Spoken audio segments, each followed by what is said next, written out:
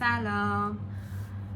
گفتم چون خیلی از همه ما دخترها، شاید حتی پسرها، عاشق اینیم که ویدیوی آنباکسینگ خریدا رو ببینیم، گفتم چه بهتر که امروز من خریدم اومده با هم باز کنیم. باز نکردم، ما اینجا فقط اطلاعات بود که پاک کردم. خب بازش میکنیم. خرید عجیب غریبی نکردم راستش، یه سری چیزام که تموم شده بود طبق معمول. آدم بیسیز دست میزنه میبینه تموم شده سریع، همونا رو دوباره خریدم که واقعا از یه سری چیزاش واقعا راضی بودم و الان اینجوری هم که دوست دارم بگم همه استفاده کنم.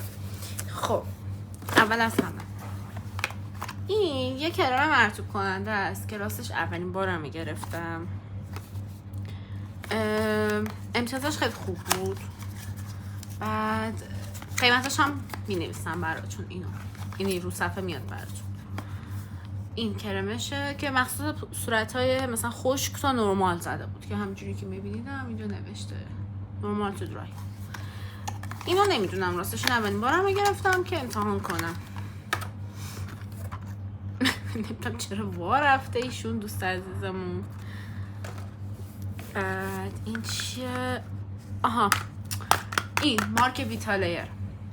من رفتم یک ضد آفتابی از ایشون گرفتم که بده نشون بدم چون که واقعا خیلی جذابه، همونجوری که مشخصه استفادهم شده. اینو خیلی خوبه، اینجوری تکون میدین و بعد اینجوری اسپری میکنین رو پوست، خیلی راحت و سریع هم با یه اینجوری کنی جذب میشه، اصلا چرب و اینا نیست، خیلی خوبه. بعد تو همین سایت دفعه پیش که خرید کرده بودم ایشون رو دیدم که از همین مارکه. گفتم وقتی این خوبه اینا حتما خوبه، که دیدم نظراتو خوندم و واقعا خوب بود و واقعا من عاشق این شدم. اصلا نمیتونم بگم بهتون که چقدر من اینو دوست داشتم. بعد انقدری که مثلا برای همه گرفتم دور و برم اینو، انقدر که خوب بود که داره تموم میشه. رفتم الان سراغ دومیش، بعد دیدم که بالم لب داره. گفتم چرا که نه، بذار بالم لبشم بگیرم دیگه. اینم گرفتم که امتحان کنیم دیگه ببینیم چه جوریه. قطعا خوبه، اصلا این انقدر پوست منو خوب و شفاف و اصلا خیلی خوبه. حتی اینو که گرفتم رفتم تونرش هم گرفتم که بذار تونرش هم بهتون نشون بدم که تونرش الان مثلا شاید یه هفته از اونم نه همیشه دارم میزنم که اینه که همین الانم حتی زدم هنوزش باز. خلاصه که من دارم فن ویتالایر میشم، امیدوارم که گول نخورم، یعنی بعدن ناامید نشم ازش. این بالم لبشه که انقدر بوی خوب میدن، مثلا این محصولات ویتامین سیش اصلا نمیتونم، انگار واقعا داری پرتقال میخوری، انقدر که همشون خوبن. محصولات ویتالایر اسپانسر این برنامه ویتالایر. خلاصه که اینم از بالم لبمون. اینم که بود و که بذار بازش کنیم دیگه، ما که میخوایم استفاده کنیم. خیلی اصلا انقدر خوش بوه، بعد خیلی ملایمه، یعنی مثلا فوم شستشو عجیب، یعنی چیز عجیب غریبی نیست که مثلا پوستو بخواد اذیت کنه و اینا. خیلی ملایمه، یه حالت تمیزی و بوی خوب و اینایی به پوست میده. الان اصلا انقدر الان این تونر رو زدم قبل از که ویدیو بگیرم، اصلا پوستم داره بوی پاییز میده. خلاص این از این چه درش متفاوت تره، یه ذره بهتره حتی انگار. خلاصه اینجوری. اینم از این خط چشمه که من اصلا نمیدونم چند تا از این خط چشم من تموم کردم.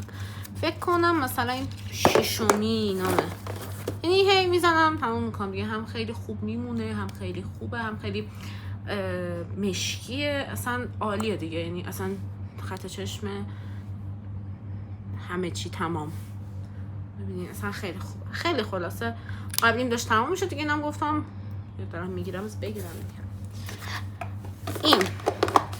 این خط چشم برای من نیست، برای مامانمه که چیزی ماژیکی میگن، چی میگن، ماژیکی دوست داشت.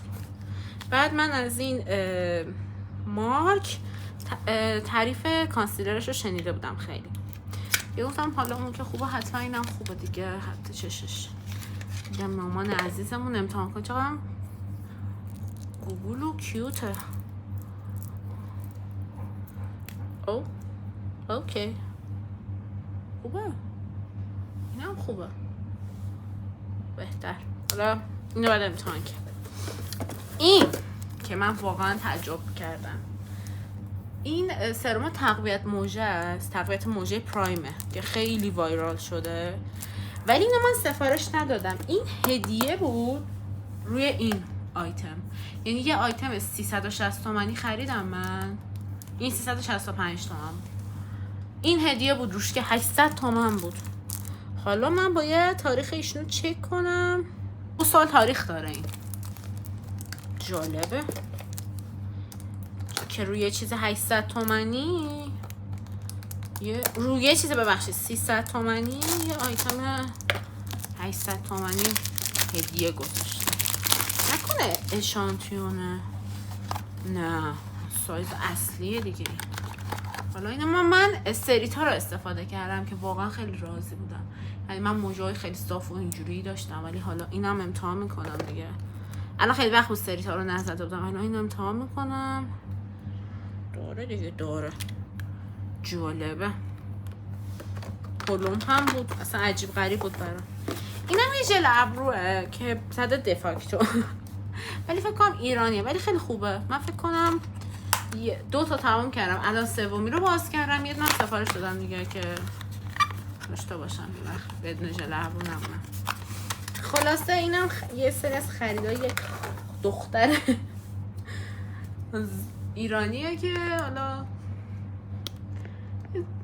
تنوعی در زندگی ایجاد کنیم دیگه تو ایران. خدافظ.